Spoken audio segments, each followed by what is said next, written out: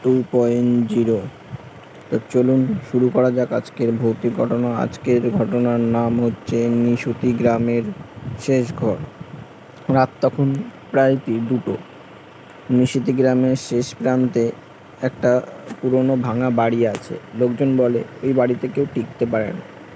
কিন্তু শহরের অরিত্রী, বয়স 25-26, ছিল খুব জেদি, আর সে এসব ভূতুতে বিশ্বাস করতো না।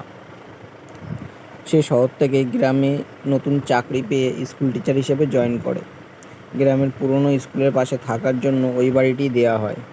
প্রথম দিনই গ্রামের লোকজন অরিত্রীকে সাবধান করে, বলে, ম্যাডাম, ওই বাড়িতে সন্ধ্যার পর আলো জ্বালাবেন না, কেউ ডাকলে সাড়া দেবেন না। অরিত্রী হেসে ফেলে। বিজ্ঞান পড়া মানুষ, ভূত টুত সে বিশ্বাস করে না। সেই রাতে ঘড়ি যখন 3টে ছুঁই, হঠাৎ দরজায় টোকা, ঠক ঠক। অরিত্রী উঠে বসে হঠাৎ করে কেঁপে গিয়ে। অরিত্রীর বুকটা ধুকপুক করে ওঠে, কিন্তু সে ভয় পায় না। সে বলে, কে? কিন্তু বাইরে থেকে কোনো উত্তর আসে না। আবারও টোকার শব্দ হয়, এবার একটু জোরে। এবার সে উঠে গিয়ে দরজা খুলল, কিন্তু বাইরে অবাক কাণ্ড, কিন্তু কেউ নেই।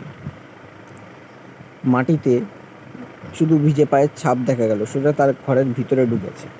অরিত্রী এই প্রথমবার একটু অস্বস্তি অনুভব করল। পরের রাতেও ঠিক একই ঘটনা। এবার জানলার কাছে কেউ যেন নখ দিয়ে আঁচড়াচ্ছে, স্যাঁত স্যাঁত শব্দ হচ্ছে।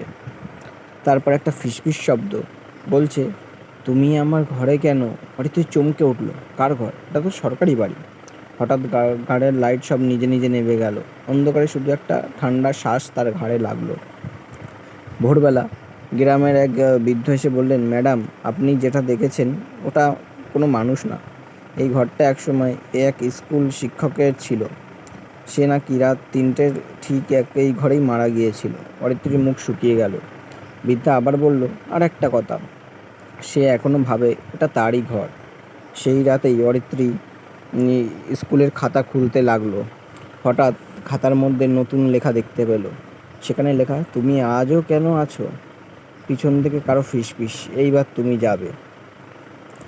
আর পরদিন সকালে গ্রামে শুধু একটাই খবর গেল, নতুন টিচারটা আর নেই। কিন্তু সেই ঘরে আজও রাত 3টের পরে কেউ দরজা খোলে, কেউ দরজায় টোকা মারে। তারপর থেকে এই ঘরে আর কেউ এখনো পর্যন্ত থাকে না। ম্যাডামটা নাকি নিখোঁজ হয়ে গেছে সবার ধারণা। তো আজকের আমাদের গল্পটি এখানে শেষ হলো। গল্পটি কেমন লাগলো অবশ্যই করে জানাবেন। এই গল্পের নেক্সট পার্ট যদি আপনারা দেখতে চান কমেন্ট করবেন। আর আমরা খুব তাড়াতাড়ি ফিরছি আরও ভৌতিক ঘটনা নিয়ে। আর যারা গল্পটি ভালো লাগলে লাইক, কমেন্ট, শেয়ার, আর নতুন হলে সাবস্ক্রাইব করতে ভুলবেন না। এমনভাবে আমাদের পাশে থাকুন, আমরা আরও নতুন নতুন ঘটনা আপনাদের কাছে উপহার দেব। শুভরাত্রি, সবাই ভালো থাকবেন।